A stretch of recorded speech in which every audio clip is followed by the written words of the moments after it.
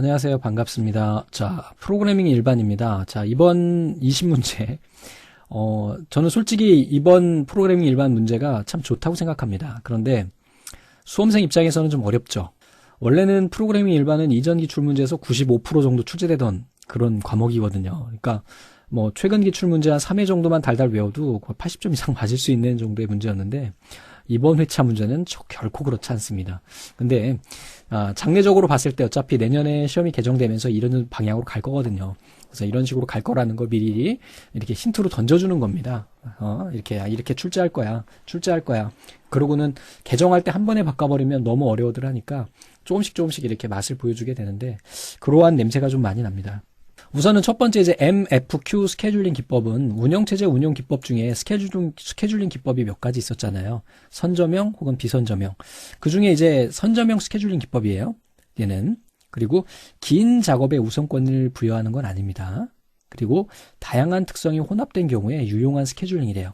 다단계 피드백 큐. 다양한 단계에서 얘네를 피드백을 받아서 하는 거기 때문에 여러 가지 특성이 혼합된 경우에 유용한 스케줄링 기법이 이게 가장 핵심적인 내용이 되겠죠.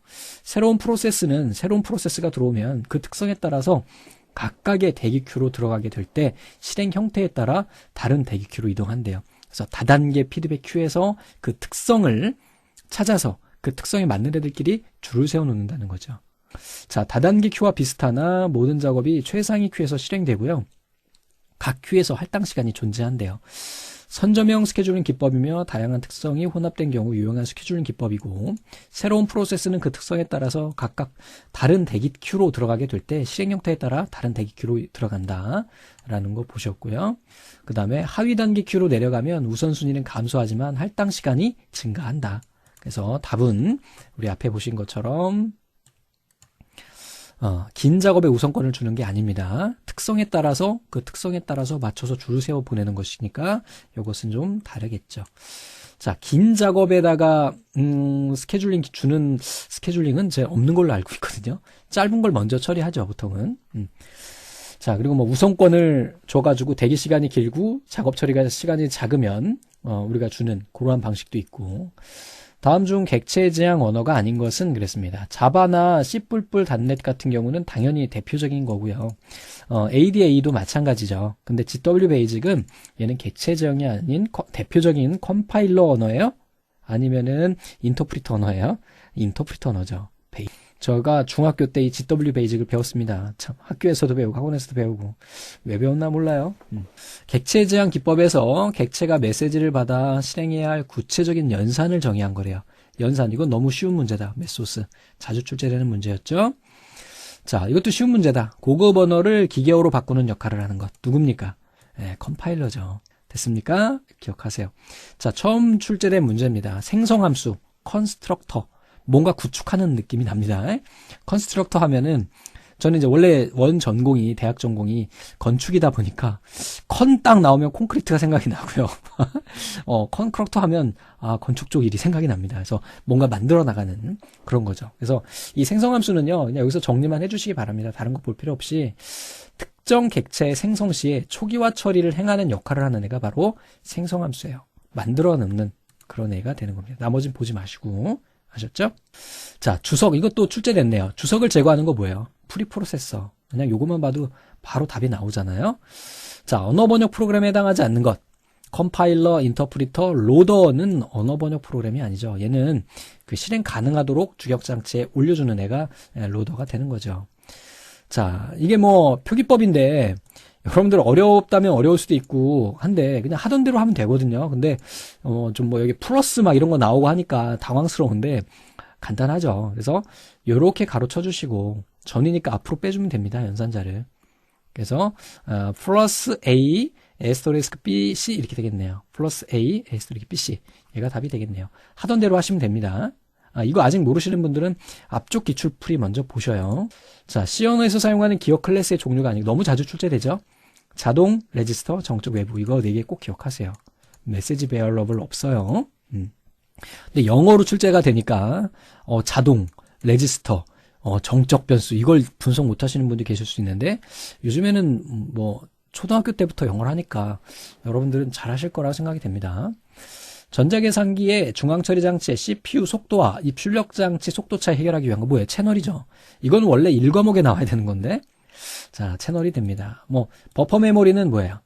얘는 주격 장치와 그 외의 장치들 사용되죠, 보통. 그래서 버퍼라고 하는 것이 결국은 버퍼라고 하는 것이 대명사고요. 그 안에서 뭐 CPU하고 주격 장치 사이에서 있는 게 결국은 캐시 메모리고, CPU 내에 있는 연산 장치 간에 기억을 해놓는 애가 바로 레지스터가 되는 거고, 이렇게 되는 거잖아요. 그죠? 그래서 여기서 나오는 이제 캐시 메모리 같은 경우가 뭐라고요? 예, 바로 CPU와 주격 장치 사이에. 예, 이거 우리 1과목에 문제 나왔던 거 아닌가?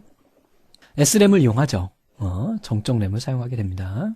자, C 언어에서 while문이 수행될 때 중괄호로 둘러싸인 while문의 몸체는 몇 번 수행되는가? 이제 이게 어려운 거죠, 여러분들. 근데 사실 이게 커말 1급에는요, 이거보다 훨씬 어려운 문제가 출제되거든요. 이건 너무 쉬워요.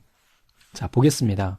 이거 하는 방법을 알려드릴게요. 이제 제 생각에는 지금 이번 회차에 이렇게 코딩이 총 2문제가 나왔거든요. 2문제 나왔는데 다음에도 또 출제될 거라는 거 분명히 출제됩니다. 자, 우선은 여기에 sum은 0 이렇게 나왔다는 거는 sum이라고 하는 변수를 선언해 준 거예요. 그릇을 하나 만든 겁니다. 이렇게. 자, 또 i라고 하는 변수를 또 만든 거예요. 변수, 그릇을 만들어 놓는 거. 주격장치에 내가 여기다 뭔가를 넣겠다는 거. 그다음에 while이라고 하는 거는 반복이잖아요. sum이 20 미만이 될 때까지 반복한다는 거고요. 이거는 뭐냐면 여러분들 많이 헷갈리실 수 있어요. 처음 보시는 분들은. 근데 지금 기억하세요. 자, 오른쪽에 있는 이 연산 결과를 왼쪽에 입력한다는 얘기입니다. 자, 그럼 볼까요? 자, sum이라는 거 나중에 보고요. sum이 뭐예요? 0이죠. 지금 현재 i는 얼마예요? 1이죠. 그럼 0 더하기 1은 얼마입니까? 1이죠. 그래서 걔를 여기다 넣어준다는 거예요. 1. 됐죠? 자, 그러면 밑으로 내려가서 다음엔 이번엔 i는 i 플러스 1이래요. 자, i는 얼마예요? 1이죠. 1 더하기 1은 얼마입니까? 2가 되겠죠. 그래서 i에 2가 들어가게 되는 거예요.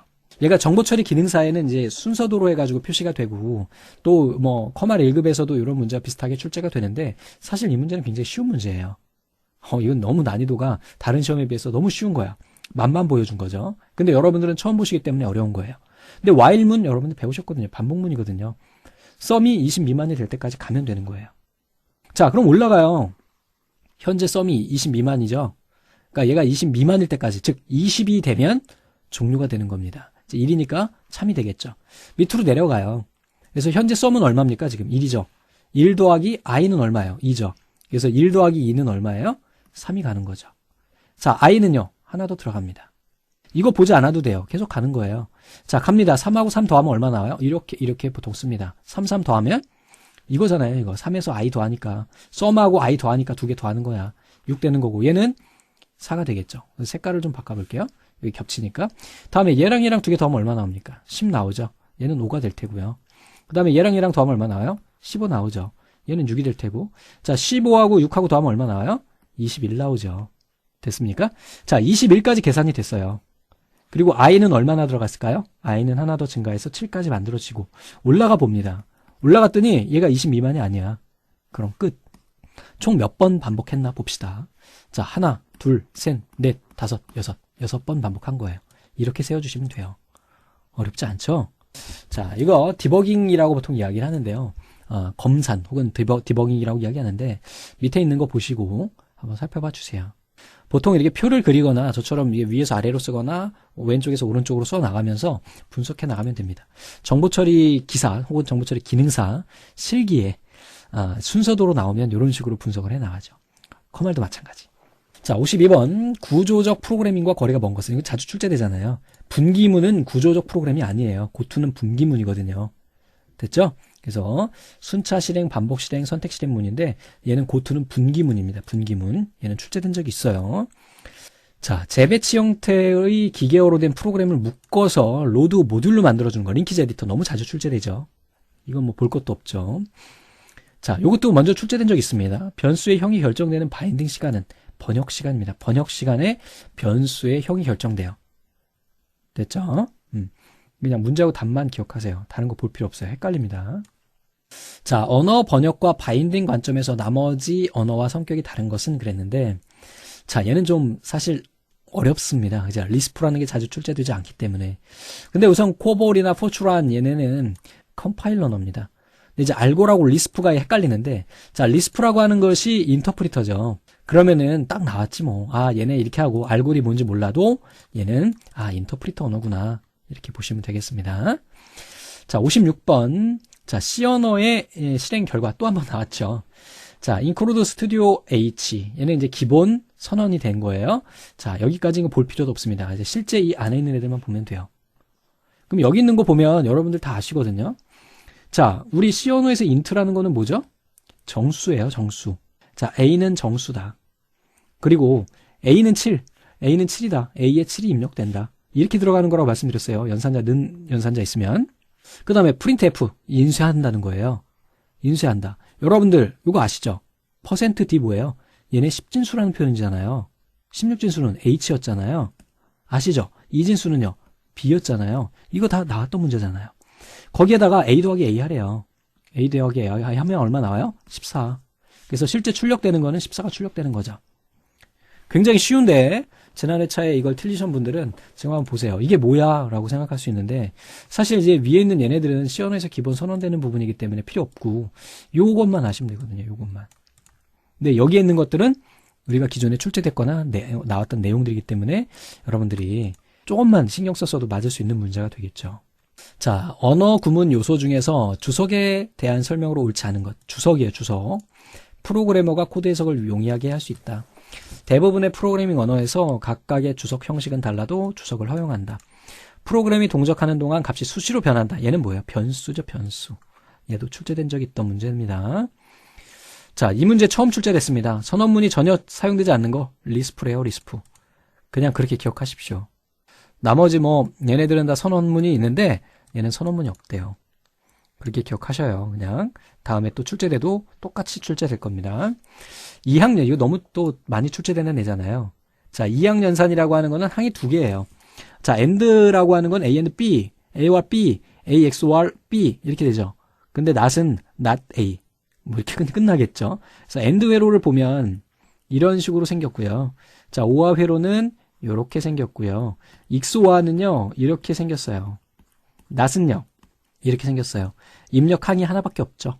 그래서 얘가 단항이 되는 거고 얘네는 2항이 되는 겁니다. 2가 2예요, 2. 자, 2라고 하는 것이 딱 두 개만 들어가는 게 아니라 그 이상도 들어갈 수 있습니다. 자, 하향식 파싱 기법에 대한 설명으로 틀린 것은 이 정도는 틀려도 돼요. 그래서 파스트리의 루트로부터 시작해가지고 하향식이니까 뿌리에서부터 내려가는 거예요. 헷갈리기 시작하죠. 루트로부터 시작해서 파트 트리를 만들어 나가는 방식이다 그랬는데, 자, 루트라고 일반적으로 생각하면은 여러분들 이 땅 여기서부터 이렇게 가는 거로 생각하잖아요. 그지?